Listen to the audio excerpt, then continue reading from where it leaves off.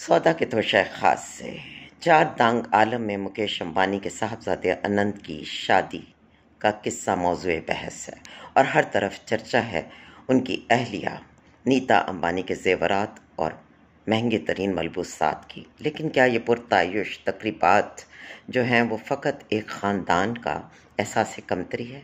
क्या ये नीता के कमज़ोर पस मंज़र के नतीजे में होने वाली वो एक्सरसाइज है कि जिसमें एक एहसास कमतरी का मारा इंसान दुनिया का सबसे ताकतवर इंसान बन के दिखाना चाहता है? तो नहीं जनाब, ये इसके सिर्फ ज़ाहिरी कुछ पहलू हैं। बहुत से लोग ये सवाल कर रहे हैं कि हिंदुस्तान जैसा गरीब मुल्क जहाँ की आवाम को पेट भर खाना नसीब नहीं है, ओवरली पॉपुलेटेड कंट्री इस तरह की तकरीबात का इनकाद क्यों कर रहा है?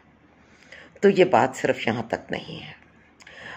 इससे सिर्फ मुकेश अंबानी को कारोबारी फ़ायदे उठाने, अपने ख़ानदान को पूरी दुनिया में मकबूलियत आम देने का जो ख़्याल है वही पस मंज़र में नहीं है, बल्कि ये एक बहुत बड़ा फ्यूचरिस्टिक प्लान है जिस के ताने बाने जो हैं वो पूरी हिंदुस्तान के नेशनलिज़म, ग्रेटर इंडिया जिसे आप प्राचीन भारत या विशाल भारत का जो तस्वुर ज़माने कदीम से चला आ रहा है उससे इसके ताने बाने और डांडे जाकर मिलते हैं। हमें और आपको अंदाज़ा नहीं कि इस किस्म की तकरीबात को करने के लिए किस कदर गहरी मनसूबाबंदी की ज़रूरत है। इसके लिए आपके मुल्क की पूरी पॉलिटिकल जो विल है वो आपके साथ होनी चाहिए। आपकी सिविल और मिलिट्री ब्यूरोक्रेसी का मुकम्मल सपोर्ट आपको होना चाहिए, क्योंकि आपके पास आलमी सतह के लीडर्स, बड़ी बड़ी मकबूल और अमीर तरीन और मशहूर शख्सियात जो हैं वो इन तकरीबात का हिस्सा बन रही हैं। उनकी सिक्योरिटी, उनके लिए इंतज़ामात ये कोई मजाक नहीं है। और ना ही ये जो हमें तकरीबन साल भर होने वाली तकरीबात हैं और उनसे यह अख़ज़ करना चाहिए कि ये किस्सा साल भर का है। ऐसे प्रोजेक्ट्स जो हैं उनकी लॉन्चिंग, इस किस्म के प्रोजेक्ट्स को करने से पहले सालों की अरकरेज़ी दरकार होती है। आपके थिंक टैंक्स बैठते हैं, आपको मल्टीपल एरियाज़ के ऊपर काम करना होता है और ऐसी तकरीबात के बहुत से मकासद होते हैं। इतनी तवील तकरीबात से क्या मकासद हासिल करने थे? ये फ़कत मुकेश अंबानी का मामला नहीं था, ये हिंदुस्तान अपने नेशनलिज़म को भी फ़रोग़ दे रहा है। 100 साल बाद जब जाके चीज़ें रिवील होंगी, ऑल्दो अब तो दुनिया इतनी एडवांस होगी कि इससे बहुत पहले, तो आप देखेंगे कि इन तकरीबात के नतीजे में इंडिया ने क्या कमाया और अपने तशख़्ख़ुस को कैसा बनाया। इसमें बहुत से स्टेक होल्डर्स हैं, बल्कि अगर ये कहें तो पूरा हिंदुस्तान, उसके मुख्तलिफ़ शोबों से वाबस्ता सभी लोग इसका हिस्सा रहे। उनकी सिविल और मिलिट्री ब्यूरोक्रेसी, उनकी पूरी पॉलिटिकल विल, उनके दुनिया भर में फैले हुए डायस्पोरास, उनके इंटरनेशनल जो कनेक्शंस हैं वो सब के सब इसमें काम आए हैं। और इसकी वजह ये कि वो चाहते हैं कि प्राचीन भारत, विशाल भारत और वो ग्रेटर इंडिया का जो तस्वुर है अब उसको अमली जामा पहनाया जाए। बज़ाहिर जो हमें एक पुरतायुश तकरीबात का सिलसिला नज़र आता है, ये सिर्फ तकरीबात नहीं है, ये एक ख़ानदान का अपने छोटे बेटे के ब्याह करने का तरीका नहीं है, बल्कि इसमें बहुत सारे कौमी सतह के मकासद हैं जिन्हें हासिल किया जाएगा। बहुत सारा उनका एजेंडा पर आलमी टारगेट्स हैं जिनको उन्होंने अचीव करना है, और इसके साथ अपना एक सॉफ्ट, लिबरल और प्रोग्रेसिव इम्पैक्ट पूरी दुनिया को भेजना है। इस शादी के ज़रिए इंडिया कहाँ तक अपनी जड़ों को गहरा करेगा, किस किस्म के ये ताल्लुकात होंगे और हमारी जोग्राफियाई सूरत हाल, हमारी इलाकाई सूरत हाल और आलमी सूरत हाल में इंडिया को किस किस्म की प्रोजेक्शन बेनिफिट्स मिलेंगे, और ख़ास तौर पर हमें एक छोटे, कमज़ोर और इंतहा दर्जे के कूड़ मग़ज़ हुक्मरानों के हाथों जो ग़ुलाम बने हुए मुल्क के तौर पर क्या क्या नुकसानात होंगे, हम इनका तसव्वुर भी नहीं कर सकते। और उन्होंने इस पूरे अपने मिशन को, नेशनलिज़म के मिशन को, एक बहुत अच्छे तरीके से बिल्कुल सॉफ्ट इमेज की सूरत पब्लिक किया। आप ये देखिए कि कौन इस शादी में शामिल नहीं है। आपको पूरी दुनिया के शोबे से मारूफ और मशहूर हस्तियां नज़र आएंगी। आपको पूरे हिंदुस्तान के सभी मकबूल लोग इस फोरम का हिस्सा बनते नज़र आएंगे। आपको दुनिया भर के आलमी सतह के सियासतदान, रहनुमा, शोबिस से वाबस्ता शख्सियात, बहुत सारे कारोबारी लोग, बहुत से थिंक टैंक्स इन तकरीबात का हिस्सा बनते नज़र आए होंगे।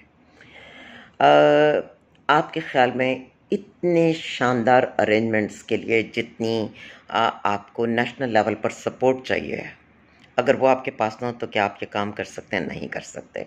100 साल बाद हमें पता चलेगा कि झांसी की रानी, जान बीबी, हज़रत बेगम और जितनी भी रज़िया सुल्तान, इंदिरा गांधी, जितनी ख़वातीन या शेख हसीना वाजिद, खालदा ज़िया, बेनज़ीर भुट्टो इस इलाके में पैदा हुई और ख़ास तौर पर जिनका ताल्लुक़ हिंदुस्तान से था, वो सब लाखों टाइम पीछे रह जाएंगी नीता अंबानी की स्ट्रैटेजी के सामने। वो इस वक्त फ्रंट फेस हैं और वो ही इन सारे ताने बानों को और ये जो इसके कहानी के डिफरेंट हिस्से हैं इनको जोड़ रही हैं, और उनका मकाम तारीख़ में इंडिया के नेशनलिज्म और ग्रेटर इंडिया के लिए जो अमली काम करने वाले लोग हैं उनमें सरे फहरिस्त होगा। इससे हमें कुछ सबक भी सीखने चाहिए। लाज़मी बात है कि बतौर एक कमज़ोर मुल्क, उससे भी ज़्यादा कमज़ोर फ़ॉरेन पॉलिसी, उससे भी ज़्यादा कमज़ोर और ख़ुदगर्ज़ हुक्मरान और उससे भी कमज़ोर निज़ाम और इदारों के साथ पाकिस्तान की मुश्किलात आने वाले दिनों में बेहद बढ़ जाएंगी। बहुत सी चीज़ें जिन्हें हम ज़िंदगी में जब तारीख़ भी पढ़ते हैं तो नज़रअंदाज करते हैं, लेकिन वो हकीकतें होती हैं। इंडिया के तो और ख़ास तौर पे जो हिंदू नेशनलिज्म है उनकी तो जड़ों में ये चीज़ें मौजूद हैं। हमारे बानी जो हैं कायद आज़म रहमतुल्लाह, अल्लाह पाक उनके दर्जात बुलंद करे, वो अपनी बीमारी से भी फ़ाइट लड़ रहे थे, उनकी एज भी ज़्यादा हो रही थी, उनके इर्द-गिर्द मुश्किलात थी, उनकी अपनी पार्टी मुस्लिम लीग में बहुत से गद्दार शामिल हो चुके थे जो पाकिस्तान की आज़ादी दिल से नहीं चाहते थे या उनकी पाकिस्तान बंद के साथ कुछ माशी, कुछ ताकत के मफादात थे। कायद-ए-आज़म अपनी इस साफ़ सुथरी कैंपेन के साथ हार्ड वर्क कर रहे थे, जबकि पंडित जवाहरलाल नेहरू आराम से जो वाइसराय था लॉर्ड माउंटबेटन, उसकी बेगम के साथ इश्क के मामलात लेके चल रहे थे। और ये मामलात इश्क इतने गहरे थे कि राष्ट्रपति भवन के साथ ही उन्होंने पहला गवर्नर जनरल लॉर्ड माउंटबेटन को ही बनाया हिंदुस्तान का, और इस बहाने बिल्कुल हमसाए में अपनी जो महबूबा दिल नवाज़ थी उनकी रिहाइश को भी यकीनी बनाया। और ये सिलसिला बहुत देर तक चला। 70s में इंडिया इतना मैच्योर हो गया था कि उनके लव लेटर्स जो थे वो मंजर आम पर आ गए और ये कहानी जो थी वो पब्लिक हो गई।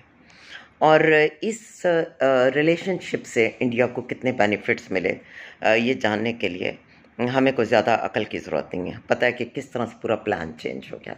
इंडिया हमेशा इसी तरह के काम करता है। इस वक्त जो मेहमान हैं उनको लिबास से लेकर, माहौल से लेकर, खुराक से लेकर और क्या क्या सामाने ऐश फराहम किए गए हैं, हम इसका अंदाज़ा नहीं कर सकते।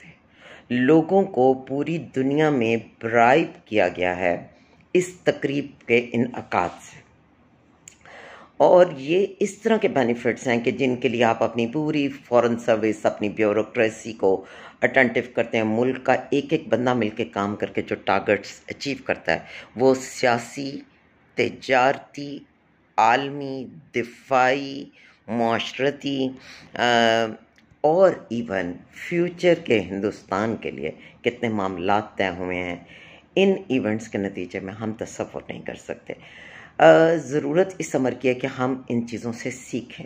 एक ये कि ऐसा नहीं होना चाहिए कि मुल्क के दिफाई मामलात को देखने वाले जो हैं वही आके सियासी मामलात को देखें, वही आके कारोबारी मामलात में फ्रंट पर बैठ जाएं, वही आके माशरती मामलात में फ्रंट फेस हो जाएं, वही मीडिया का फ्रंट फेस हो जाएं।